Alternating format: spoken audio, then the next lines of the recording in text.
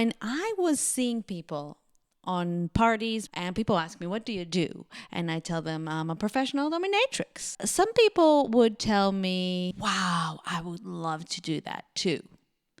Or I had some women tell me, oh, people told me all my life that I should be a professional dominatrix because of my look, because I'm tall, because I'm a bit bitchy in a good way. So, what does it take to be a professional dominatrix, a successful professional dominatrix? That's maybe more interesting. Well, first of all, it's not just about looks. Let's face it, if you're gorgeous in this very mainstream way, if you're tall and slender and have the boobs and have the curves and have all that kind of dominant looking and maybe traditionally beautiful as we see in films and brainwashed to believe a certain beauty type, then yeah, you might have a lot of requests, you might have a lot of bookings, you might have a lot of clients calling you up and wanting to book a session. But it doesn't mean you're going to have recurring clients. It doesn't mean you're going to be making a lot of money.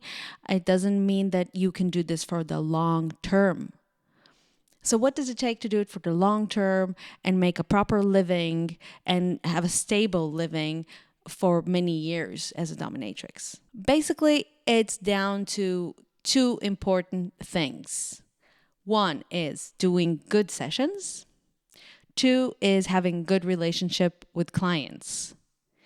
And actually a third thing, which is liking it, enjoying the job. So to be able to make a stable living for long term as a professional dominatrix, you need to be able to first give a good session. There are 4 skills that I will tell you now. In each skill, there is a lot of other skills, but this is generally the 4 skills that are really, really important. So, first of all, is understanding what your client wants to experience. I see a lot of young dominatrixes that have seen a porn or two and they think that all the submissives, all the clients are actually fitting in one box. They are all submissives. They all want to be enslaved by them. They all want to kiss boots. There should be like a protocol. First, you sit on the floor, then you kiss my boots, then you go there, then a leash. All of that cliche stuff. And actually, the reality is that each client is very, very different. BDSM is so broad and there are so many different kinks and fetishes and needs, and no two clients are really the same. If you're an amazing dominatrix that does one type of session, it could work very well for you if you get only the specific clients that come to you. But if you want to be making more money, you want to understand more of the different fetishes and the different states of mind that people want to be in. Let's say a submissive that wants to be tied up really, really tight, and bondage is a really strong element for them. Maybe they are not so submissive. Maybe they don't really want to say yes, mistress, no, mistress. You can't assume that all submissives want the same things. Each submissive gets into their subspace in a different way, whether it's by a physical experience, whether it's by very specific kind of stimulation, or maybe it's by pain, or maybe it's by humiliation, or maybe it's by role play.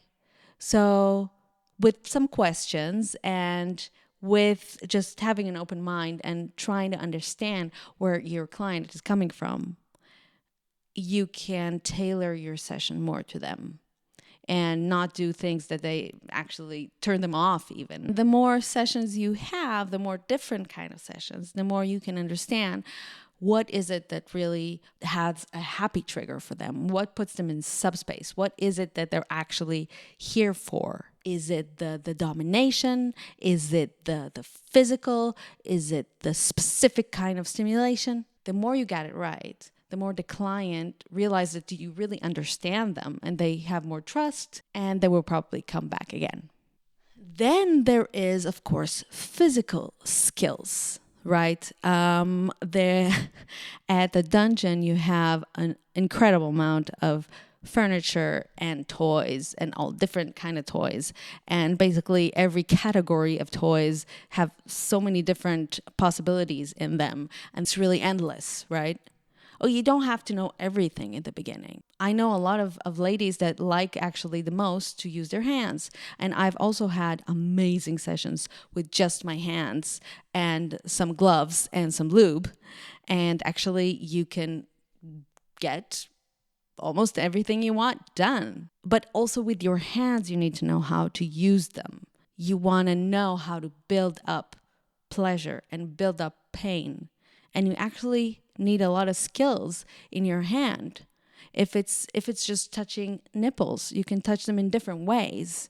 If it's doing some anal, if it's anything you're doing, basically spanking, anything, you need to know how to use your hands, and you need to understand the body a little bit. So there's a lot of physical, technical skills that you need. And I'm not even talking about using machines, electricity, whips, I'm not even going into needles and stuff like that you really have to have a lot of skills. But even if you're just starting out, trying things on yourself, learning from somebody that already has a lot of experience is really important. Then there is communication skills. This one is really about emotional intelligence. It's about reading body language, asking the right questions, understanding who your client is and how they express themselves. It's through the session, really, about reading the body language and kind of feeling it out and getting an intuition where they're at. Should we move on? Should we do something more pleasant? Should we do something more painful? Do they need a little challenge? Do they need to be woken up a little bit? Are they bored? Are they overwhelmed? Is it all too much? Do they need a glass of water? Now, of course, you can't know all these things, but you can get a sense with most clients where they're at.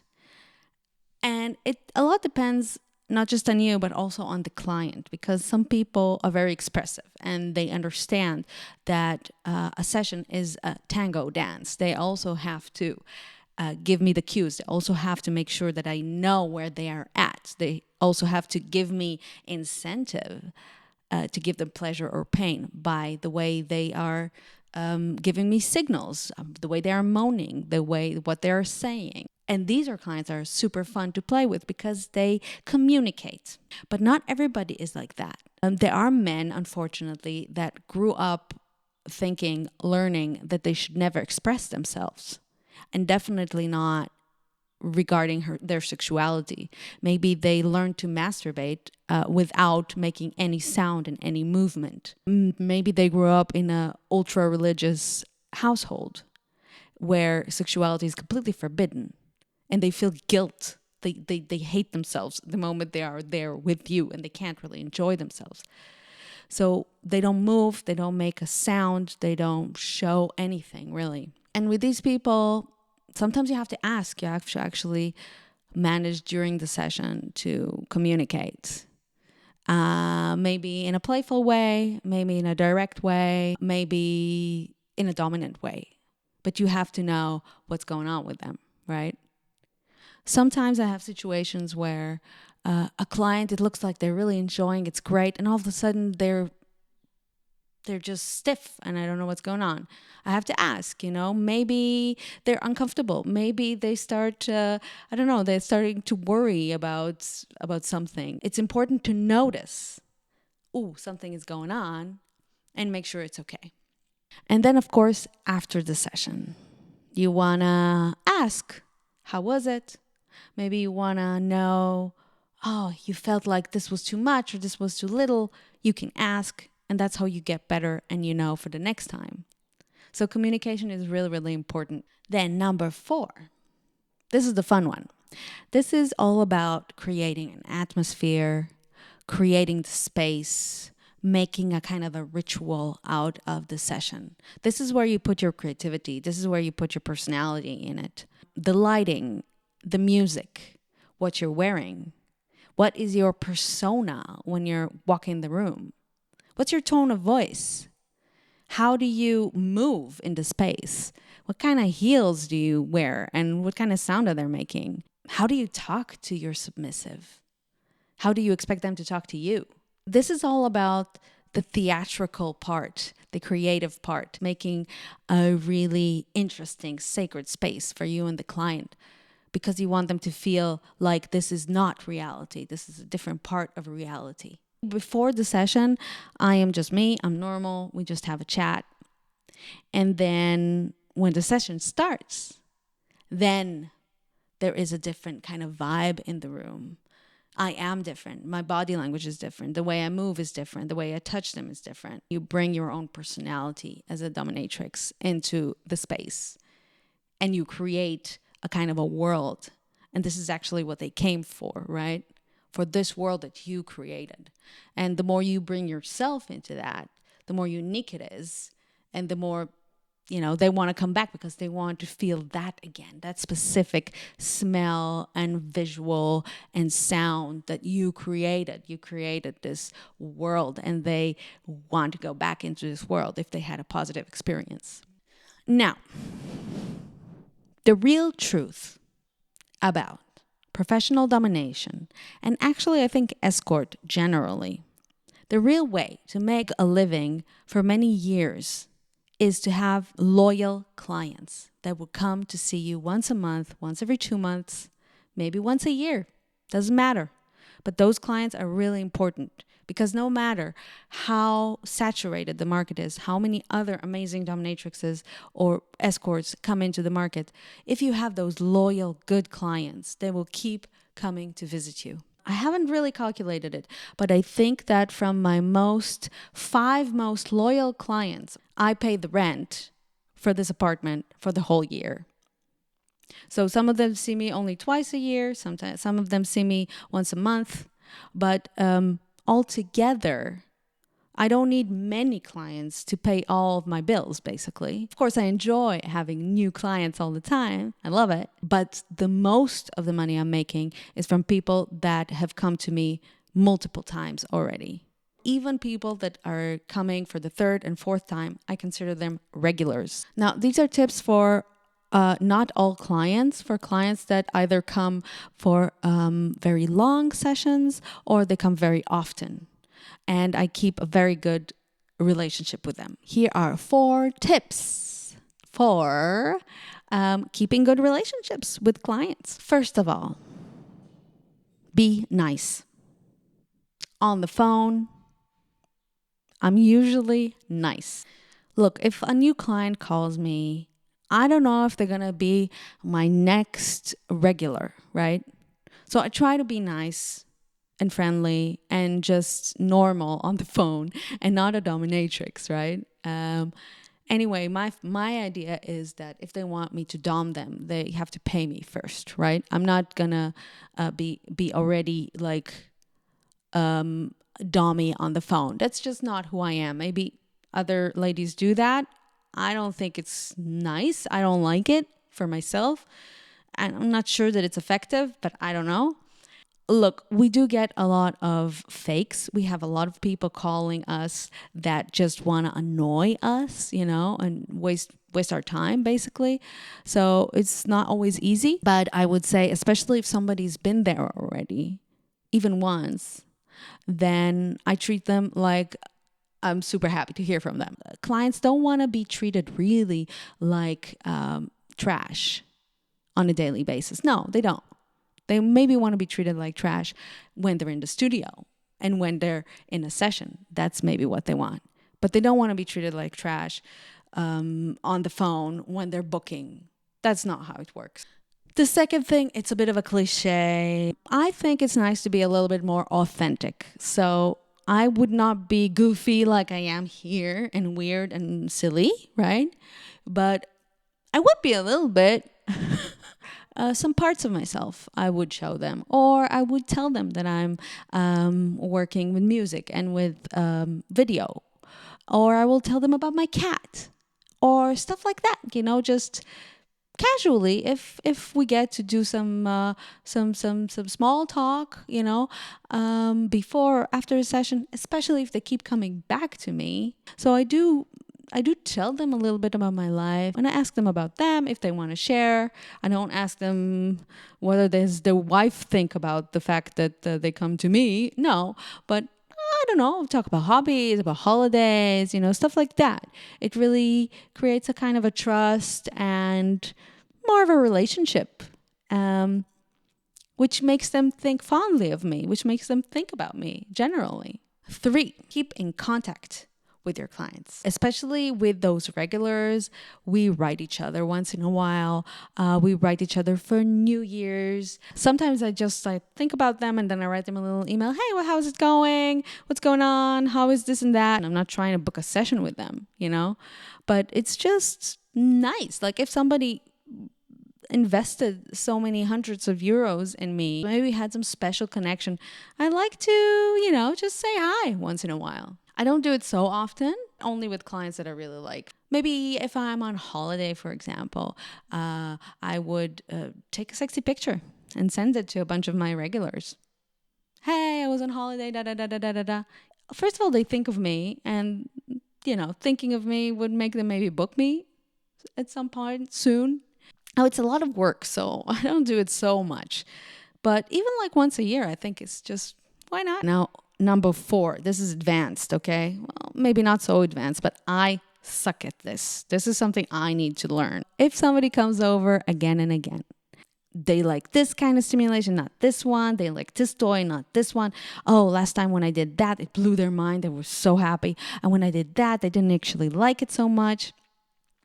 Write it down. Write it down. Just write it down. So Thomas, he said he didn't like the caning, but he did like this flogger. It's just good for you to the next time to come into session and remember what happened last time. It happened to me a lot of times. It's really embarrassing that somebody we spent hours together already. But when they come back, I have to ask them again from the beginning, well, what was it that you like again? Yeah, I remember the thing, but and I have to kind of fish out of them, even though it's super embarrassing because we've spent hours together already and I forgot what they like, and for them it's like, how can you forget? We did this amazing thing with this thing and this thing and this thing, and once they tell me, I'm like, yeah, I remember now. But 20 years of smoking joints do have an impact. So I really recommend doing that. This is just scratching the surface of what skills you need to have to be a successful, financially successful professional dominatrix. There is a bunch more skills that you need. I think that there are also skills that you need to be a sex worker. It's a different set of skills. And it all combines together, You need a ton of skills. I didn't even mention like all the small things that you need. I'm not even talking about all the skills of the techniques. I'm not even talking about techniques. I'm not even talking about lingo. I'm not even talking about understanding really what different kinds of submissives there are. I will make a video about that. And I'm not even talking about like exactly the fashion sense or the advertising or the marketing that you need. And I'm not even talking about the states of mind you need to be in. I didn't even talk about how to really enjoy what you're doing, which is a bit hard to make a video how to enjoy what you're doing. But that is a really, really important part. It's not just about giving good sessions, having good relationships, but if you don't enjoy it, it's going to be hard to get the other two right, So yeah, that's my take about some tips on how to give good sessions and some tips on how to keep good relationships with clients. I hope you liked it. Bye, bye, bye, babies.